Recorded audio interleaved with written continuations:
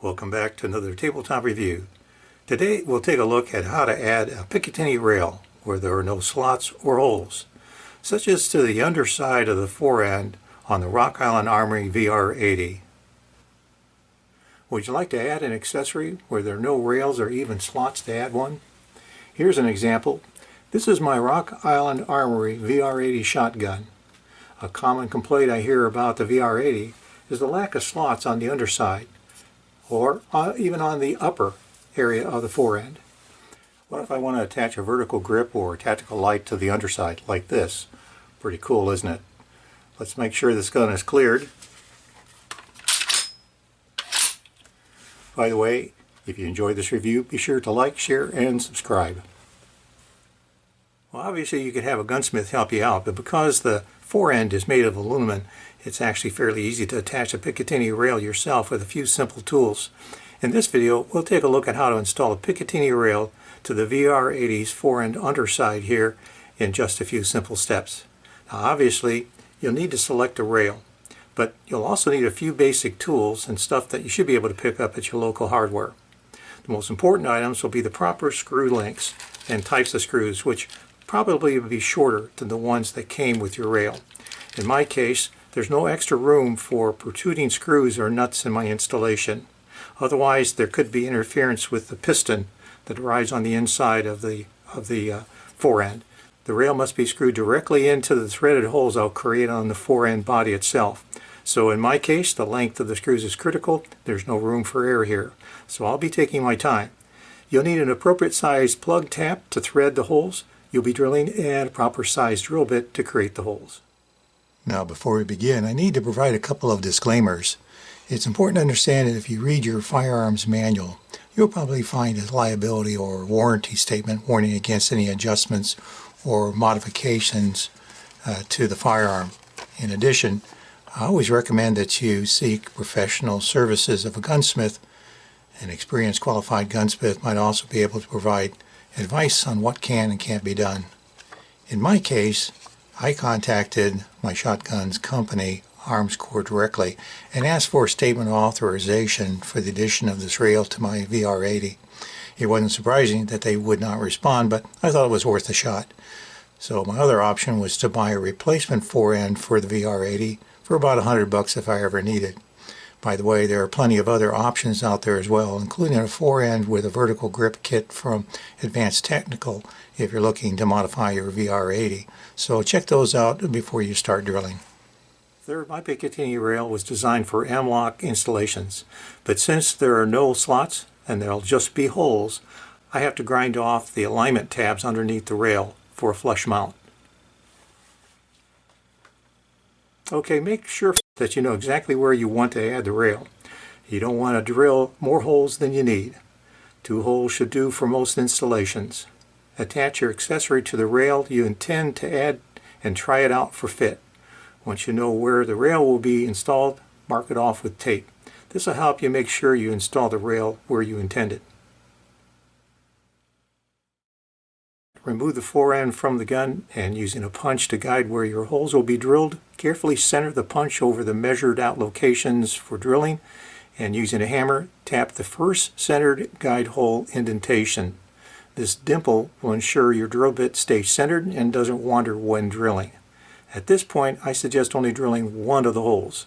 Fourth, my Picatinny rail also came with screws that I took to my local hardware store and checked for thread size. Once I found the thread size, I also picked up a steel plug tap and a number 19 drill bit, which is basically a 5/32 bit. Like I said earlier, I didn't want the screws to extend too far where they might interfere with the piston inside the forend. The screws that came with the rail were too long, so I picked up an assortment of shorter exact match screws at the hardware store while I was there. They're cheap and I can try out different lengths if I need. Using a small drop of oil on the tip of the drill bit, I only drilled and tapped the first hole. Again, I used a small drop of oil on the tap first.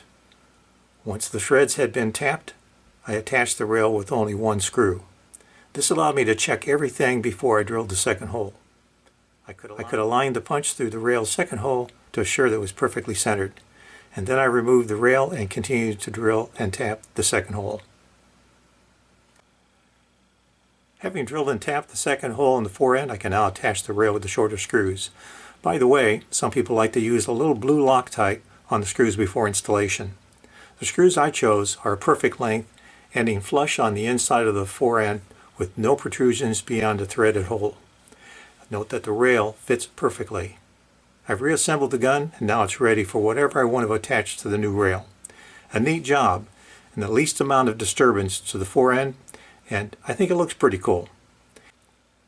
If I want to remove the rail at a later time, I could always fill the holes with a pair of proper sized small dome pan-headed screws for a cleaner look. Not bad. Now for overall cost, the Picatinny rail sets cost me about $12.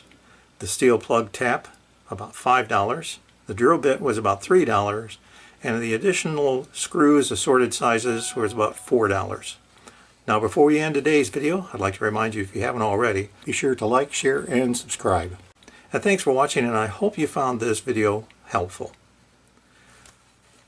Okay, for less than $25 you can add a Picatinny rail where there may not even be the traditional slots available. All you need is a flat surface. The only caution is to measure carefully and double check your work as you proceed. Take your time and you'll do just fine. So what do I want to add? You know, I've had this Firefield green laser tactical light vertical grip for a while, and I've always thought this shotgun could use a laser light combo. The Firefield light and laser combo is robustly built. It's ideal for short range use, 50 yards or less, perfect for shotguns, and it should hold up well. So how does it look? I can tell you it feels great. Definitely an improvement to the VR80. This shotgun is now nicely set up for home defense. I can't wait to try it out. Now I'll admit, it takes some courage to start drilling holes in one of your favorite firearms. And it's probably wise to take some time to think out what you plan to do and why.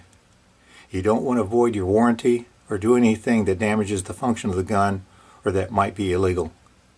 But there can be some real satisfaction in being able to make an improvement that really enhances the already great firearm you have. I think the Armscor Army VR80 is an excellent example. This is one of my favorite shotguns, but without a manageable laser or tactical light, it wasn't a practical choice for home defense. However, now, with the simple, inexpensive addition of this Picatinny rail that I could do myself, it's been elevated to the top of my go-to home defense weapons. I'd say that's pretty good. Any weapon you carry is better than the one you left at home. Thanks for watching. Hope you'll be back for my next tabletop review. Until next time, stay safe.